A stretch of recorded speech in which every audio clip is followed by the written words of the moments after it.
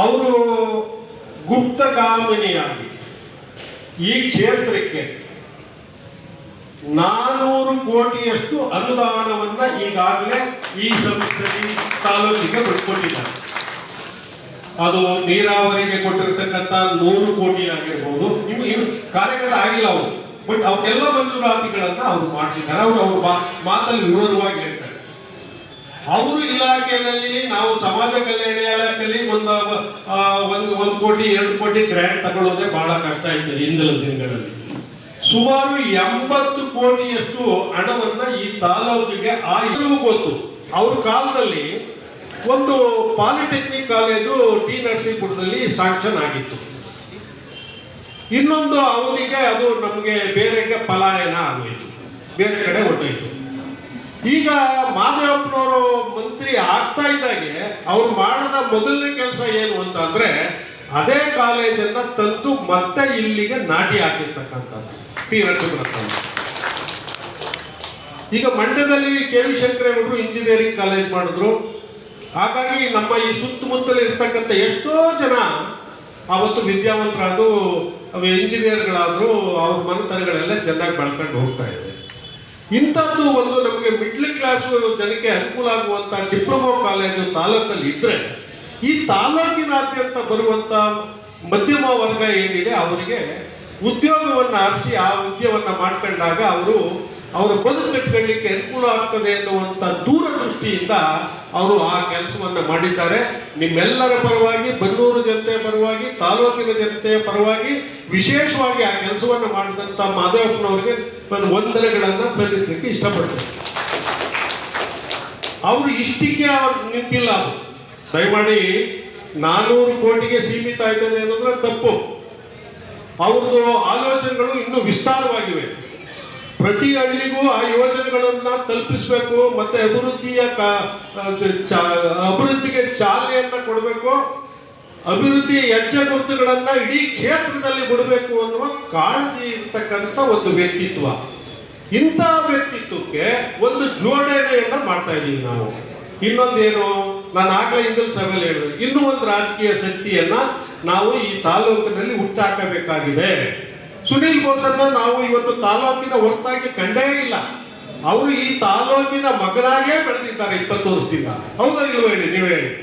ಇಲ್ಲಿ ಈ ತಾಲೂಕಿನ ಕಾರ್ಯಕರ್ತರು, ಲೀಡರ್ಗಳು, ಜನಸಾಮಾನ್ಯರು ಬೇರೆ ತಾಲೂಕಲ್ಲಿ ಅಷ್ಟಿಲ್ಲ ಅಂತ ನಾನು ಅಂದ್ಕೊಂಡಿದ್ದೀನಿ. ಅಷ್ಟು ಒಡನಾಟ ಇದೆ.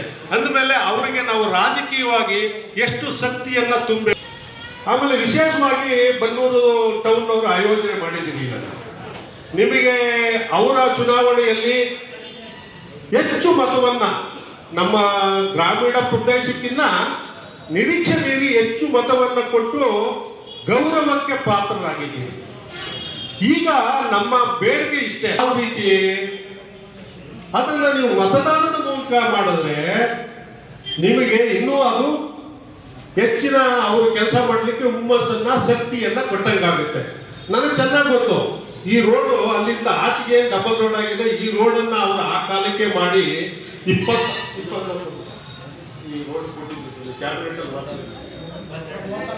33.5 ಕೋಟಿಯನ್ನ ನಿಗದಿಪಡಿಸ್ಬಿಟ್ಟು ಇಟ್ಟಿದ್ದಣ್ಣ.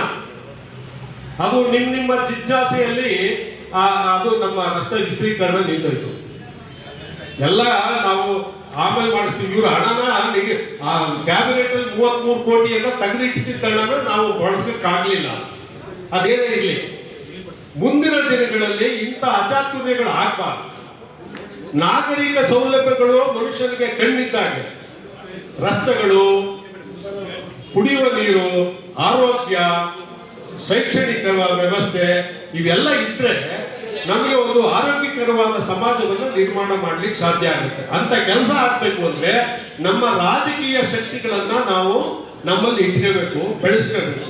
ಹಾಗಾಗಿ ಒಂದು ಶಕ್ತಿ ಇದೆ, ಇನ್ನೂ ಒಂದು ಶಕ್ತಿಯನ್ನ ನಾವು ಇವತ್ತು ಕಳ್ಕೋಬಾರ್ದು, ಎಲ್ಲೂ ಮೈ ಮರಿಬಾರ್ದು. ಇದು ವಿಸ್ತಾರವಾಗಿದೆ. MLA ಆದ್ರೆ ಒಂಥರ, ಇದು 8 ಕ್ಷೇತ್ರ, ಮಲೆ ಮಹದೇಶ್ವರ ಬೆಟ್ಟದಿಂದ ಹಿಡಿದು ಆ ಕಡೆ ನಾಗರಹೊಳೆ ತನಕ ಹೋಗ್ಬೇಕು. ಅಭ್ಯರ್ಥಿ ಎಲ್ಲಿಗೆ ಬರ್ತಾರೆ, ಮಾದೇವಪ್ಪನವ್ರು ಎಲ್ಲಿಗೆ ಬರ್ತಾರೆ, ಇನ್ನೊಬ್ರು ಎಲ್ಲಿಗೆ ಬರ್ಬೇಕಾಗುತ್ತೆ, ಸಿದ್ದರಾಮಯ್ಯನವ್ರು ಎಲ್ಲಿ ಕಾಣಿಸ್ಬೇಕಾಗುತ್ತೆ. ಹಾಗಾಗಿ ನಾವೇ ಆ ಕೆಲಸದ ಜವಾಬ್ದಾರಿಯನ್ನು ಹೊತ್ತಿರಬೇಕು, ಪಕ್ಷದ ಕೆಲಸ ಮಾಡಬೇಕು. ಆಮೇಲೆ ನಿಮ್ಗೆಲ್ಲ ಒಂದು ಹುಮ್ಮಸ್ಸು ಏನಿದೆ, ಧೈರ್ಯ ಏನಿದೆ ಕೇಳಲಿಕ್ಕೆ ಮತದಾನ ಅಂತ ಅಂದ್ರೆ, ಇದು ಮಾದೇವಪ್ಪನವ್ರಿಗೆ ಹೇಳದ್ದು ಕೆಲಸಗಳು ಮಾಡೋದು ಒಂದು ಭಾಗ. ಆದ್ರೆ ರಾಜ್ಯ ಸರ್ಕಾರ ಮಾಡಿರ್ತಕ್ಕಂಥದ್ದು ಇದೆಯಲ್ಲ, ನಾವು ಮೊದಲು ಮಾದೇವಪ್ಪನವರು ಚುನಾವಣೆ ನಿಂತಾಗ ಒಂದು ವರ್ಷದಿಂದ ಇದು ಗ್ಯಾರಂಟಿ ಕಾರ್ಡ್ ಕೊಡಕ್ ಹೋದಾಗ ಏನ್ ಕರೆಂಟ್ ಫ್ರೀ ಕೊಡಕ್ ಕಾದ ಸ್ವಾಮಿ, ನೀವು ಬಸ್ ಫ್ರೀ ಕರ್ಕೋಕ್ ಕಾದ ಸ್ವಾಮಿ, 10 kg ಅಕ್ಕಿಯೆಲ್ಲ ಕೊಡೋಕ್ ಸಾಧ್ಯ ಇದೆ, ಅವೆಲ್ಲ ಮಾಡೋಕೆ 2,000 ರೂಪಾಯಿ ಮನೆ ಕೊಡಕ್ ಕಾದ ನೋಡ್ರೆ ಈ ಸಾಧ್ಯ ಆಗತ್ತಾ ಅಂತ ಹೇಳಿ ಅದು ಅವರು ಪ್ರಶ್ನೆ ಮಾಡ್ತಿದ್ದು ದುಡ್ಡು. ಇವತ್ತು ಅದು ಸತ್ಯ ಆಗಿದೆ. ನಾನು ರಿವ್ಯೂಗಳು ನೋಡ್ತಾ ಇರ್ತೀನಿ. ಬಹಳ ಜನ ನಮ್ಮ ಕಾರ್ಯಕರ್ತರು ಅದನ್ನ ಹೆಚ್ಚು ಹೇಳಿಕೆ ಆಗಲಿಲ್ಲ 10 ತಿಂಗಳಲ್ಲಿ. ಈಗ ಜನಸಾಮಾನ್ಯರು ಹೇಳ್ತಾ ಇದ್ದಾರೆ. ಜನಸಾಮಾನ್ಯರು ಯಾರಿಗೆ ಆ ಫಲಾನುಭವಿ ಇದ್ದಾರೆ ಅವರು ಹೇಳ್ತಾ ಇದ್ದಾರೆ, ಇಲ್ಲ ಸ್ವಾಮಿ ನಮ್ಮ ಮತ ಏನಿದ್ರು ಕಾಂಗ್ರೆಸ್, ಇಲ್ಲ ಸ್ವಾಮಿ ನಮ್ಮ ಮತ ಏನಿದ್ರು ಸಿದ್ದರಾಮಯ್ಯನವರಿಗೆ, ಇಲ್ಲ ಸ್ವಾಮಿ ನಮ್ಮ ಮತ ಏನಿದ್ರು ಮಾದೇವಪ್ಪ ಸುನಿಲ್ ಬೋಸ್ ಅವರಿಗೆ. ಈ ತರದ ರಿವ್ಯೂಗಳನ್ನು ನಮ್ಮ ಇದರಲ್ಲೇ ನಾನು ಅರ್ಧ ಗಂಟೆ ನೋಡಿದೆ. ನಾನು ಚಾಮರಾಜನಗರ 8 ಕ್ಷೇತ್ರವನ್ನ ಸುತ್ತಿದ್ದಾನೆ ನ್ಯೂಸ್ 1 ಅವರು. ಆ 8 ಕ್ಷೇತ್ರದಲ್ಲಿ ಎಷ್ಟು ಚೆನ್ನಾಗಿ ಮಾತಾಡಿದ್ದಾರೆ ಅಂತಂದ್ರೆ, ನಾವು ನಾಯಕರುಗಳು ಮಾತಾಡೋಕ್ಕಾಗಲ್ಲ, ಹಂಗೆ ಜನಸಾಮಾನ್ಯರು ಅಷ್ಟು ಚೆನ್ನಾಗಿ ಅವರ ಫಲಾನುಭವಿಯ ಅನುಭವವನ್ನ ಅವರು ಉಡಪಡಿಸಿದ್ದಾರೆ. ಹಾಗಾಗಿ ನಿಮಗೆ ಜನಗಳ ಮುಂದೆ ಹೋಗಿ ಈ ವಿಚಾರಗಳನ್ನ ಹೇಳಿ ವಿಶ್ವಾಸವನ್ನ ತುಂಬಲಿಕ್ಕೆ, ಪಕ್ಷದ ಬಗ್ಗೆ, ಮಾದೇವಪ್ಪನವ್ರ ಬಗ್ಗೆ, ಅಭ್ಯರ್ಥಿ ಬಗ್ಗೆ ಹೇಳಲಿಕ್ಕೆ ಒಂದು ದೊಡ್ಡ ಶಕ್ತಿ ನಿಮಗೆ ಈ ಏನು ಗ್ಯಾರಂಟಿ 5 ಗ್ಯಾರಂಟಿಗಳು ಕೊಟ್ಟಿವೆ. ಹಾಗಾಗಿ ಮುಂದೆನೂ ಕೂಡ ನಮಗೆ ರಾಜ್ಯ ಸರ್ಕಾರ ಇರುವುದರಿಂದ, ಒಳ್ಳೆ ನಾಯಕತ್ವ ಸಿದ್ದರಾಮಯ್ಯನವರು, ಮಾದೇವಪ್ಪನವರು ಅವರ ತಂಡ ಎಲ್ಲ ಇರುವುದರಿಂದ ನಮಗೆ ಇನ್ನೂ